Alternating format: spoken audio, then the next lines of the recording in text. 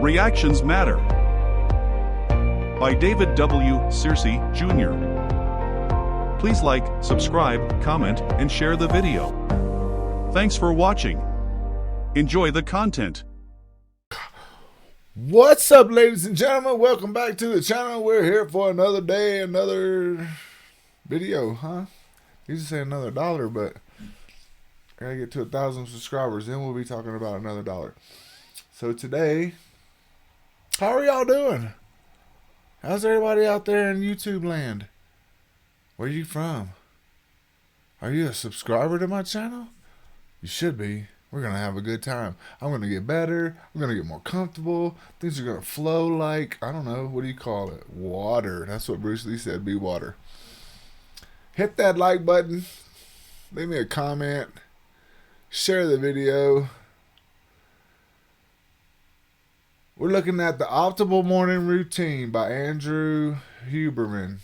I think I've heard of this guy before. Of course, there again, one of the greatest artists on YouTube after school. He's going to draw this morning routine out.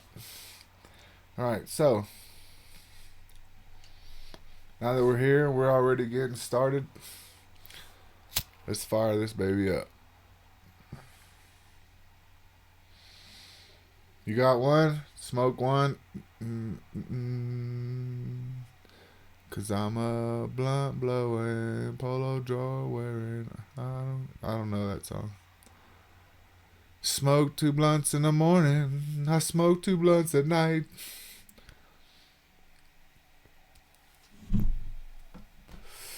Alright. The optimal morning routine. Ooh. Let's get into it. Hit the play button. I don't know. I like to watch this dude draw. Look at this. Whoop.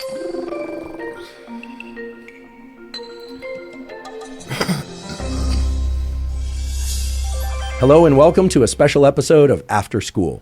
I'm Andrew Huberman, professor of neurobiology and ophthalmology at Stanford School of Medicine. I'm also the host of the Huberman Lab podcast, a weekly podcast focused on science and science-based tools for everyday life. Today, you're going to learn about practical tools for optimizing your morning routine. So without further ado, practical tools for optimizing your morning routine. Practical tool. There are certain foundational behaviors, do's and don'ts, that set the stage for you to be better at everything. So a lot of... What's your morning routine? I can tell you what I try my morning routine to be.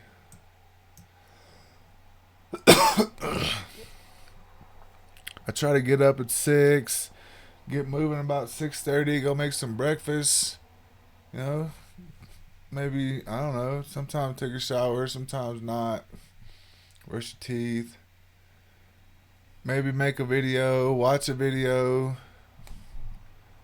I'm all about self-improvement, so I like self-improvement. What about you?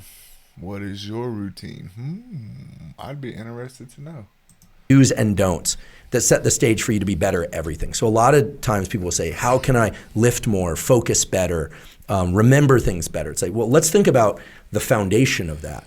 And that's always going to come back to 2 elements, and that's sleep and what I call non-sleep deep rest.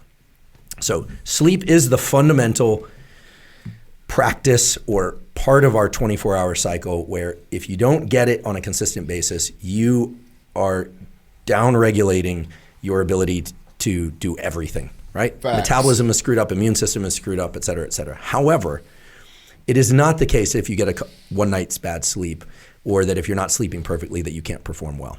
But let's talk about sleep and just, because I think it's important. The goal for most people, unless you're pulling vampire shifts on deployment or you're a shift worker, and thank you shift workers, we'll talk about shift work, you should try and get really good sleep 80% of the time. 80% of the nights of your life. The other 20%, I hope you're not getting good sleep for good reasons that you enjoy. But the point is that there are a couple things that you can do. First of all, sleep. Every cell in your body has a circadian rhythm, meaning every cell has a 24-hour circadian clock that's regulated by genes. Think of your body as a bunch of millions of clocks, and you need to align those clocks to a single time. This is why when you travel overseas, your gut goes off, or it's more easily you get sick, or your thinking isn't quite right. The clocks aren't in alignment. They're not entrained, as we say. Number one practice for everything, sleep especially, is try and get some natural light in your eyes within an hour of waking up. If you wake up before the sun, turn on a bunch of bright lights and then get sunlight in your eyes once it comes out. If there's dense cloud cover, there are still more photons, light energy coming through that cloud cover than there are coming from artificial lights. Right, so try and get 5 to 10 minutes without sunglasses outside in the morning once the sun is out.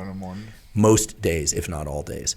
This has an outsized effect on a number of things. First of all, it modulates the timing of what's called the cortisol pulse. Once every 24 hours, you're going to get a boost in cortisol, big spike in cortisol. It's a healthy boost. It sets your temperature rhythm in motion, sets your level of alertness, your level of focus, and your mood. You want that cortisol pulse to happen as early in the day as possible. What's triggering the cortisol pulse? The cortisol pulse is naturally entrained by these genetic programs to happen once every 24 hours, but light will anchor it to the period where you see bright light. Got it. A late shifted cortisol pulse. So imagine the kid that wakes up and spends the morning in bed, or you're spending the morning in bed and you're texting, or you're indoors and you're typing on the computer. That's not enough light to accomplish what I'm talking about. And then you go outside around noon or 1.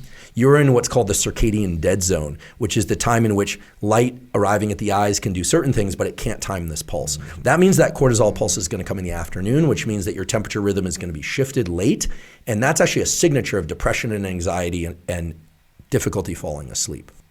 Many people are waking up and they're just spending time indoors and they're putting on sunglasses, getting in their car and driving, or there's cloud cover and they think there's no sun out. I don't mean that you actually have to stare at the sun. Never stare at any light so bright it's going to damage you. Please don't. And blink as necessary. But the indirect rays from sun trigger these cells in the eyes called melanopsin ganglion cells.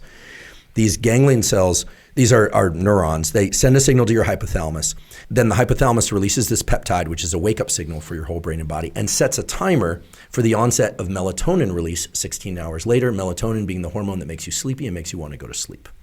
So you can imagine what happens if you don't get that light until a few hours later. Everything's shifted.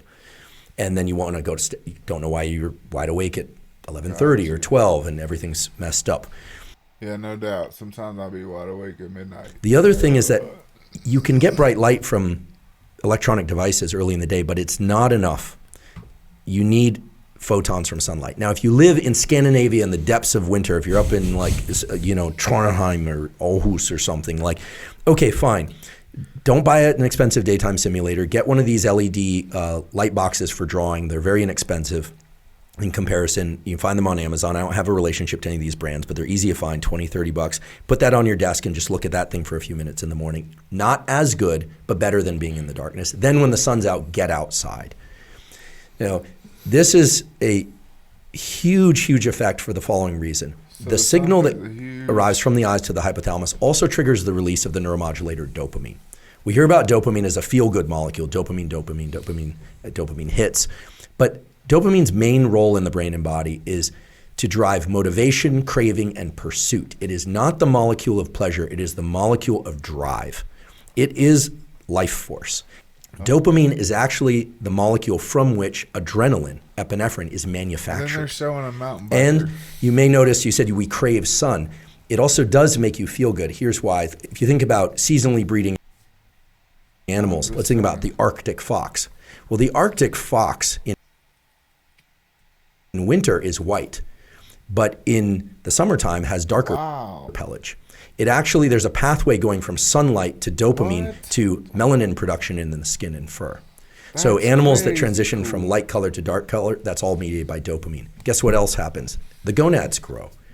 There are animals that I've worked on in the laboratory and that also in humans, it's now been shown in a beautiful study that people who get 20 to 30 minutes of light on their skin, this was a study done in Israel, so they wear an appropriate amount of clothing, but they're sleeveless, no hat, no sunglasses. They were told to go outside 20 to 30 minutes 3 times a week, just in the sunshine. Ideally, they wear shorts also. They measure testosterone and estrogen in men and women. Significant increases in both.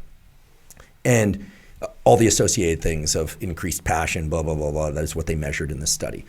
Why? Well, it turns out that light to the eyes, but also light to the skin. The skin is an endocrine organ. It's not just something to tattoo and hang earrings from and put clothing on. There's a pathway involving a molecule called P53 and the keratinocytes, or these skin cells that when sunlight, when UVB, ultraviolet blue light, penetrates the skin, because it can penetrate the skin superficially, triggers these keratinocytes to stimulate a pathway that releases dopamine in the brain and body. So you feel better when you're getting light in your eyes and on your skin, and you're increasing testosterone and epinephrine and dopamine increase. That's why you feel good in the summer months. People in Scandinavia know this. It's this kind of spring fever. In the winter months, you want to go through every bit of effort to double or triple the amount of time that you're spending outside in the morning. So instead of 10 minutes, make it 30 minutes.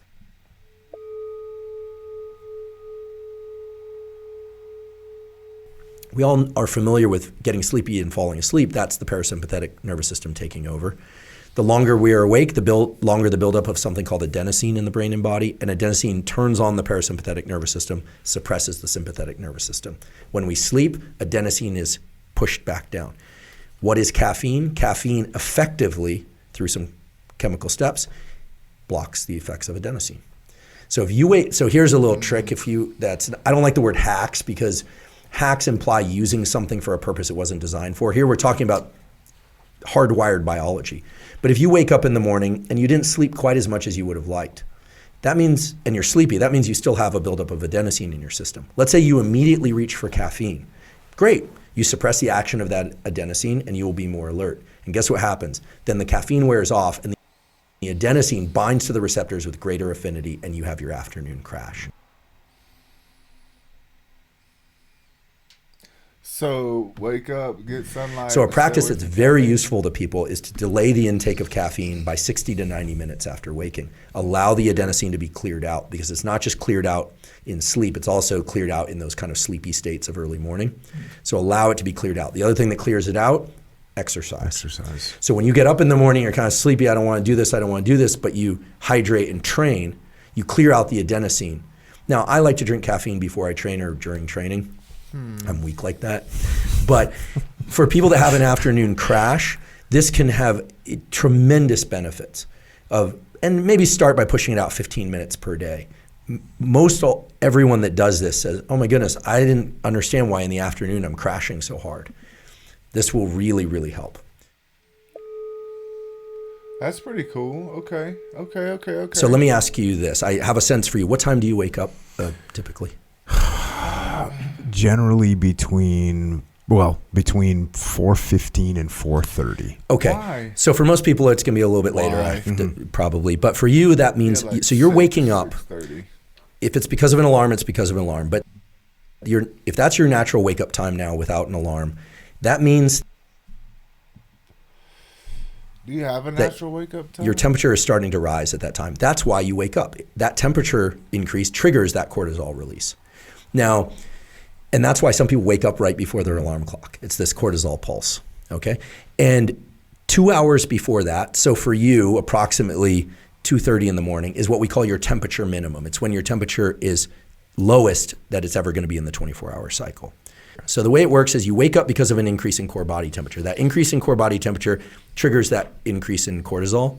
And by viewing light at that time, you ensure that it happens at the same time the next day. The clocks of your body are matched to this cortisol pulse. So viewing bright light in the morning anchors it. When we say entrained, through a circuit that involves cells in the eye and cells in the hypothalamus, which then talk to the rest of the cells of the body through a signal, a peptide that's released. Make sure that the temperature starts rising, goes up, and sometime around 2 or 3 in the afternoon, you're going to hit your temperature maximum. Right. Okay. You might feel a little sleepy at that time, but that's actually the time in which all your systems are kind of revving at the maximum capacity. And then it's going to start to drop and start to drop. Now that drop in temperature eventually will be a full 1 to 3 degrees below what your temperature maximum. Like really? And that's when you're going to get sleepy and fall asleep. This is why it's important to keep the room cool at night to fall asleep. Cool at night. The goal here is to increase body temperature in order to be awake and to decrease body temperature in order to be asleep. If we stay with those themes, a lot of this will just fall into bins. Exercising will increase body temperature. Somewhat paradoxically, getting into a cold shower or cold water, everyone says, well, it must make you cold, right? Well, if you stay in there a long time, you become hypothermic, right? But let's remember the thermostat example. You have a little area in your brain called the medial preoptic area. And if you make the surface of your body cold, guess what happens? Core body temperature goes up. So if you're going to do ice baths or cold showers. You can do, I would say, do them sometime better than not at all. There's a beautiful paper published in the European Journal of Physiology in the year 2000, which took people and had them sit. They actually had them on lawn chairs in water, a pool. It was a great way to run an experiment.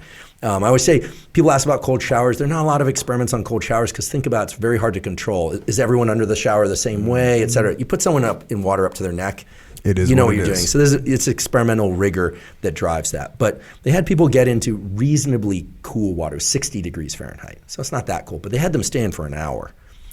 Or they've had people get into very cold water, something like 40 degrees, for just 20 seconds. Now, here's what's really interesting. That shock that you referred to is adrenaline, also called epinephrine. And it is released from the adrenals, obviously, but also from a site in the brain called locus ceruleus, a little area of the brainstem that then sprinklers the rest of the brain with epinephrine and wakes up the rest of the brain. So that shock occurs in the brain and the body, and actually the stuff in the body doesn't cross the blood-brain barrier. So you're a two-part system. When those two systems are aligned, it's beautiful. When those two systems are out of alignment, that's not good. So you get into cold water, that's the shock. For the first 30 seconds, for most people who are untrained, your forebrain, which is controlling decision making, is basically suppressed in its activity, and other areas are ramped up. So just Is this know when that. people get in and go, Exactly, panic. Just understand that passes. Then what happens is when you get out of the cold, whether or not it's a longer period at 60 degrees or a short period, I would hate to hear that people are only doing 20 seconds, but maybe a minute to 3 minutes at 45 degrees or something.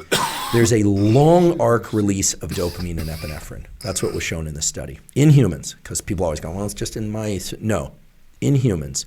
And that long arc of dopamine leads to a near doubling or more of dopamine and epinephrine. In my colleague Anna Lemke's book called Dopamine Nation, she works on addiction, runs our dual diagnosis addiction clinic at Stanford. She talked about a patient of hers that basically helped himself get over cocaine addiction by doing cold baths because it was the only thing that would give him the kind of dopamine release that even slightly mimicked his cocaine addiction and allowed himself to wean himself off with a healthier behavior. Now, I'm not saying it's the equivalent of a drug like cocaine, but I am saying that it's a better decision than a drug like cocaine, for obvious reasons. So that mood enhancing effect that you feel afterwards, it's real. It's based on a real neurochemical effect. And that dopamine and epinephrine will combine with the temperature increase from cortisol plus light plus exercise, all things that increase core body temperature. Now you've got increased core body temperature, you created a dopamine release, epinephrine, you've created a summer month inside your body. I don't care if you live in Minneapolis in the depths of winter or someplace even as cold as New Hampshire, you are creating summer in your body by doing that. Makes sense. Now, if you live in I'll San be a lot Diego warmer. or Los Angeles or Arizona and it's the summer and you're staying indoors and you're on your phone and you're not doing any movement until the afternoon, which it's fine to exercise in the afternoon. I realize there's some important benefits of that. And you're laying in bed or you're just walking around the kitchen and you're putting on sunglasses and driving to work, guess what? You're creating a Colorado winter inside of your body despite the fact that the sun is out. So if you're wondering why you're slightly depressed, your metabolism is lower, your testosterone output is slightly lower than maybe you'd like it to be. There could be other reasons too, of course. But again, we're talking about modulators. I'm not saying getting sun in your eyes in the morning is going to make your testosterone perfect. What I'm saying is you're setting an internal milieu through things that increase core body temperature, dopamine, epinephrine, et cetera. And that should be done relatively early in the day. Thank you for joining for this special episode of After School. If you'd like to learn more tools for mental health, physical health, and performance, check out the Huberman Lab podcast, which is available on all platforms, YouTube, Apple, Spotify, anywhere podcasts are found. Also, check out Huberman Lab on both Instagram and Twitter. There I cover science and science-based tools, some of which overlaps with the content of the Huberman Lab podcast, but much of which is distinct from the content of the Huberman Lab podcast. We are also hubermanlab.com. That's our website, and there you can find links to all of our social media and all of our podcast episodes. Eat a live frog first thing in the morning and nothing worse will happen to the rest of the day. That's pretty funny right there. That's pretty funny right there. Eat a live frog first thing in the morning. Okay, look at my dude. Alright, what do you think about that? So, the first thing you gotta do when you wake up is turn on a light, open a curtain.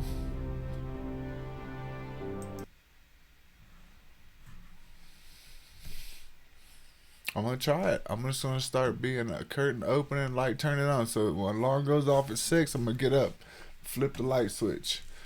Shoo. Shoo. All right. Hey, well, thanks for watching. I appreciate you being here. Hey, hit that like button. Leave a comment. Tell me, what is your morning routine? What do you think about this video right here? Was this helpful? Was this knowledgeable? Did you know that already? I know sun plays a big part in your life. And you got to, I didn't know about the whole body. Like, you got to go outside in the sun for 30 minutes a day naked. Okay. Okay. All right. Thanks for watching. Peace.